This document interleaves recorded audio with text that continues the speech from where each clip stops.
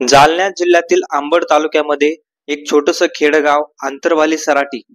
या आंतरवाली सराटीमध्ये मनोज जरांगे पाटील हे गेल्या 4 दिवसापासून उपोषणाला बसलेत आणि ते उपोषणाला बसले असताना आता आंतरवाली सराटीतून एक धक्कादायक माहिती समोर येत आहे आणि त्या धक्कादायक माहितीमध्ये जरांगे पाटलाची तब्येत ही कशा प्रकारे ढासळली आहे, तरी सुद्धा सरकारला जाग येत नाही असं तिथल्या समाजसेवकांचं किंवा मनोज जरांगे पाटलांसोबत जे उपोषणाला बसलेत त्यांचं म्हणणं आहे. तर याचीच माहिती देणार आहे मी तुम्हाला आजच्या संपूर्ण व्हिडिओमध्ये. तो व्हिडिओ शेवटपर्यंत बघा. तर मित्रांनो, पुढे जाण्या अगोदर चॅनलला सबस्क्राईब करून ठेवा. अशाच वेगवेगळ्या माहितीचे व्हिडिओज आपल्या चॅनलवर येत राहत असतात. तर नमस्कार, मी रणजित. तर मित्रांनो, महाराष्ट्रामध्ये मनोज जरांगे पाटलांनी ज्या वेळेस पासून हा लढा उभारला गेला आहे ना, म्हणजेच मराठा आरक्षणाचा, त्यावेळेस पासून मनोज जरांगे पाटील हे वेगवेगळ्या लोकांना टार्गेट करत आहेत. कारण ते लोक, ज्या लोकांना मनोज जरांगे पाटील टार्गेट करतायत ते लोक मराठा आरक्षण विरोधी आहेत आणि त्याच्यामुळेच मनोज जरांगे पाटील हे त्यांना विरोध करतायत किंवा टार्गेट करतायत. आणि याच्यातच काही लोक आता राजकारण करतायत. बीजेपीचे बरेच प्रसाद लाड असतील किंवा बरेचसे असे आमदार आहेत, खासदार आहेत, आज मनोज जरांगे पाटील यांच्या विरोधात बोलत आहेत. जोपर्यंत निवडणूक होत नव्हती तोपर्यंत त्यांच्या विरोधात बीजेपीचा कोणीही बोलला नाही. परंतु आज जरांगे पाटील 4 दिवस झालं उपोषणाला बसलेत, बिना अन्न पाण्याचं ते उपोषणाला बसलेत. त्यांना आज उठा येत नाही अशी परिस्थिती आंतरवालीत निर्माण झाली आहे. त्यांना आज पाणी सुद्धा स्वतःच्या हाताने पिता येत नाही. 4 दिवसापासून त्यांनी काहीच खाल्लं गेलेलं नाही. त्यांचा बीपी लो झालेला आहे, शुगर लो झालेली आहे, अशी धक्कादायक माहिती आज आंतरवाली सराटीतून येते. आणि हे बीजेपीचे आमदार खासदार हे मनोज जरांगे पाटील यांच्या विरोधात आज बोलताना दिसत आहेत. यांची गरज संपली आहे. कारण मनोज जरांगे पाटलांनी जो लढा उभारला होता तो आरक्षणाचा होता आणि अजून सुद्धा चालूच आहे. त्याच्यामध्ये मनोज जरांगे पाटलांनी कुठेही वैयक्तिक त्यांची भूमिका मांडलेली नाहीये.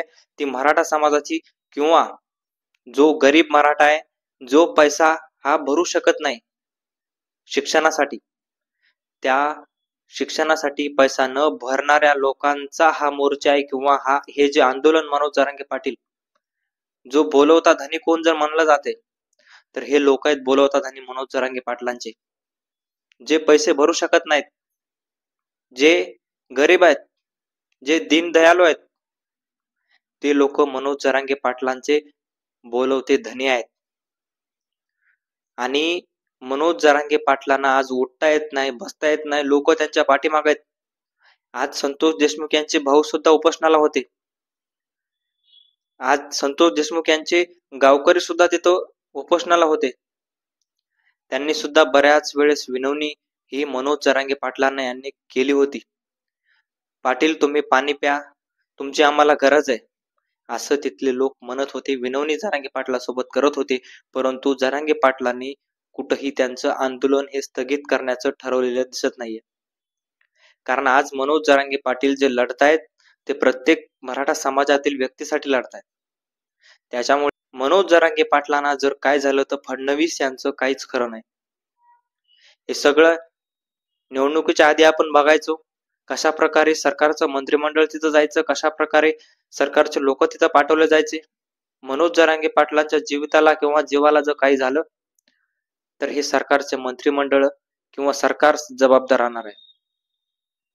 आज मनोज जरांगे पाटील झगडतायत. आज मनोज जरांगे पाटलांना जागेहून देखील हालता येत नाही. आणि अशा परिस्थितीत सुद्धा काही लोक राजकारण करतायत. राजकारण आणून मनोज जरांगे पाटील यांना टार्गेट करण्याचा प्रयत्न करतायत. काही लोक अभद्र शब्द सुद्धा मनोज जरांगे पाटलांविषयी वापरायला लागलेत. ज्यांची आता गरज संपली ते सुद्धा मनोज जरांगे पाटलावर बोलायला लागलेत. आणि मनोज जरांगे पाटलांच्या तब्येतीला जर काही झालं तर हा महाराष्ट्र आणि हा महाराष्ट्रातील मराठा समाज शांत बसणार नाही. मित्रांनो, मनोज जरांगे पाटलांची तब्येत आज खालावली गेलेली आहे. त्यांचा बीपी लो झालेला आहे, शुगर लो झालेला आहे. त्यांना आज जागेवरून उठता येत नाही अशी धक्कादायक माहिती अंतरवालीतून सराटीतून येत आहे. आणि मनोज जरांगे पाटलांना लवकरात लवकर उपोषण सोडायला या सरकारनं भाग पाडायला पाहिजे आणि मनोज जरांगे पाटलांच्या ज्या मागण्या आहेत, ओबीसीतून आरक्षण मराठा समाजाला हे दिलंच गेलं पाहिजे. मित्रांनो, मनोज जरांगे पाटील यांची थट्टा ही शिंदेंनी केली होती. कारण एकनाथ शिंदेंनी मुंबईमध्ये ज्यावेळेस जाताना मनोज जरांगे पाटलांचं आंदोलन तिथं स्थगित करायला लावलं. मनोज जरांगे पाटलांच्या मागणीवर त्यांनी अध्यादेश काढला आणि अध्यादेश काढून कुठलाही निर्णय त्या अध्यादेशावर झालेला नाही किंवा मनोज जरांगे पाटलांच्या जी मागण्या होत्या त्या मागण्या अध्यादेशामध्ये होत्या, परंतु जे उपमुख्यमंत्री होते फडणवीस यांनी त्या मागण्या कुठेही अंमलात आणू दिल्या गेल्या नाहीत. मित्रांनो, मनोज जरांगे पाटलांची तब्येत अशीच खालावत राहिली तर मराठा समाज हा शांत बसणार नाही. मित्रांनो, तुम्हाला काय वाटतं, मनोज जरांगे पाटील हे लवकरात लवकर उपोषण सोडतील का आणि सरकार याच्यावर लवकरात लवकर पाऊल उचलेल का? हे मला कमेंट बॉक्समध्ये नक्की सांगा. धन्यवाद.